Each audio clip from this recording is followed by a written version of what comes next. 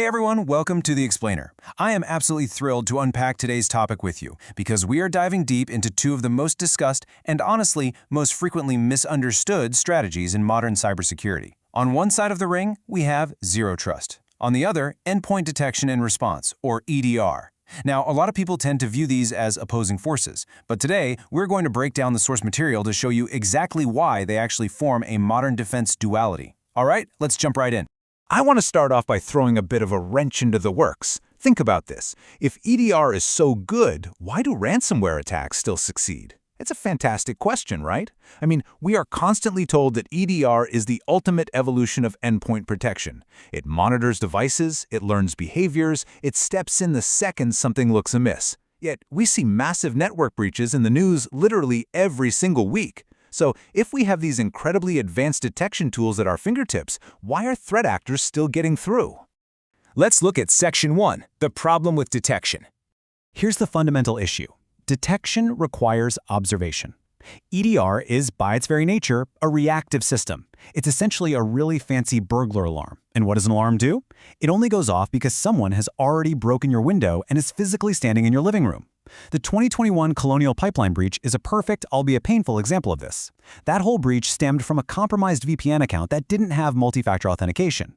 Now, EDR eventually flagged some of the activity, sure, but it was way later in the attack chain. There was no preventative control stopping the intruder at the front door. EDR is great at telling you when something bad is happening, but it fundamentally requires the attack to already be in progress to generate that alert. And that brings us to a frankly terrifying reality: minutes. The window between an attacker compromising your system and causing absolute catastrophic damage has completely collapsed. Modern ransomware can encrypt an entire network in minutes. That is frequently way faster than an automated security playbook can isolate the infected host. And worse, data exfiltration often happens in what are called single transactions. Attackers will use legitimate system tools like PowerShell or curl to zip up your data and just send it right out the door. Because those are valid system commands, your data is completely gone before the EDR even realizes it should flag the behavior as suspicious. Moving right along to Section 2, how modern threats evolve. To understand where we are, we kind of have to look at how we got here. Pre-2010s, we relied on static antivirus. This was essentially just a giant dictionary of known virus signatures. But of course, malware evolved to just change its signature, which basically rendered the dictionary useless.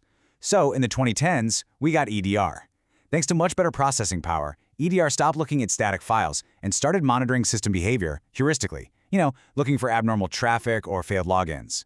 Today we're in the modern era with XDR, or extended detection and response. XDR correlates these behavioral events across entirely different devices, from firewalls to cloud environments to endpoints. But remember, no matter how extended it is still playing a very reactive game of catch-up.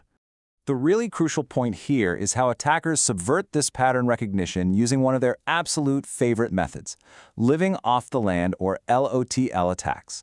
Highly motivated cybercriminals realize something simple. If EDR is constantly looking for abnormal behavior or strange software, the easiest way to hide is to just use the normal software that is already installed on the computer. They don't even write standalone malware anymore. They hijack trusted system applications to do the dirty work for them. And because the EDR inherently trusts that application, it completely ignores the malicious behavior until it is way too late. And here is another massive blind spot for detection systems: fileless malware. EDR relies very heavily on scanning the hard disk for malicious files. Fileless malware, however, operates entirely in the computer's memory. It leaves no traditional file behind whatsoever. There's literally nothing on the hard drive for the EDR scanner to flag. It's basically invisible. This leads us to a pretty stark list of common EDR blind spots. Attackers can execute code inside virtual machines where the EDR can't even see. They inject malicious code directly into running system binaries. They'll even actively attempt to tamper with or uninstall the local EDR software agent itself. They delete log files to erase their forensic footprints. And of course, there's always social engineering. Look, if an attacker steals valid user credentials, the EDR just sees a normal employee logging in and accessing files. It has no idea it's an intruder. Which brings us to Section 3, the Zero Trust Solution. I absolutely love this quote from Rob Allen, the Chief Product Officer over at ThreatLocker. He says, "Zero Trust shrinks the blast radius by limiting access and privilege."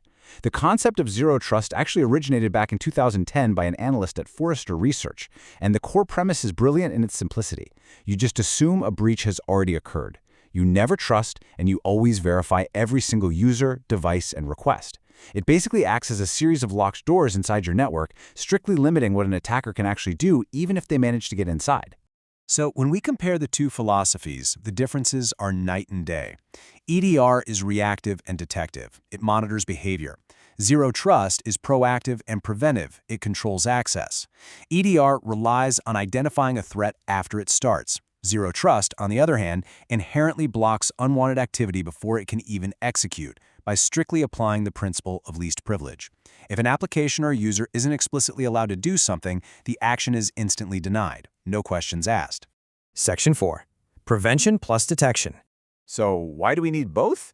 Because they are the ultimate better together workflow. Step 1 is where Zero Trust shines. Block by default. You stop the bleeding before it even starts, blocking unknown executables and shutting down unauthorized lateral movement. Step 2 is where EDR comes in. Monitor for anomalies. Because Zero Trust reduces all that baseline noise, it allows EDR to easily spot the sneaky behavior that does slip through, like a legitimate user acting strangely. And finally, Step 3, investigate and validate. Your security operations team can use the deep visibility and forensics provided by the EDR to analyze the blocked and flagged events, constantly improving the overall defense posture. Let's look at Section 5, the ultimate security stack. Threat Locker constructs this layered framework starting with application allowlisting. This is incredible because the platform actually automatically learns your environment, right down to the specific drivers and system processes. It permits exactly what your users typically use, and by default denies absolutely everything else. So speed is no longer a factor for a ransomware attack because the malicious payload is literally not allowed to start in the first place. But wait, what about those living off the land attacks we talked about earlier? You know, where the attacker hijacks an allowed application? Well, that is exactly where ringfencing comes in. Ringfencing acts as a strict containment strategy. Even if an application is permitted to run, ringfencing stops it from executing unapproved actions. So if a threat actor compromises a trusted app, they still can't use it to spawn PowerShell or edit sensitive registries or reach out to the internet. The threat is totally contained. Building on that, we absolutely have to stop exfiltration and escalation. The framework uses elevation control to provide just-in-time access. This completely eliminates the need for local administrators, meaning those stolen credentials we mentioned earlier can't be used to escalate privileges. Furthermore, network and storage controls explicitly dictate exactly what file paths and network connections are allowed. This makes it virtually impossible for an attacker to just zip up your sensitive data and exfiltrate it to some external malicious server. Listen, if you take away only one single thing from this explainer today, let it be this core concept right here. Zero Trust minimizes the chance of compromise, while EDR minimizes the impact. When you combine the default deny, proactive containment of Zero Trust with the historical analysis, deep visibility, and rapid response of EDR, you create an incredibly mature, highly resilient security posture, one that can actually stand up to the modern threat landscape. I want to leave you with a final thought to really ponder about your own network. Think about your current security stack for a second. Are your digital doors actually locked, actively preventing the bad actors from getting in and moving around? Or are you just sitting there, leaving the doors wide open, simply waiting for the alarm to go off?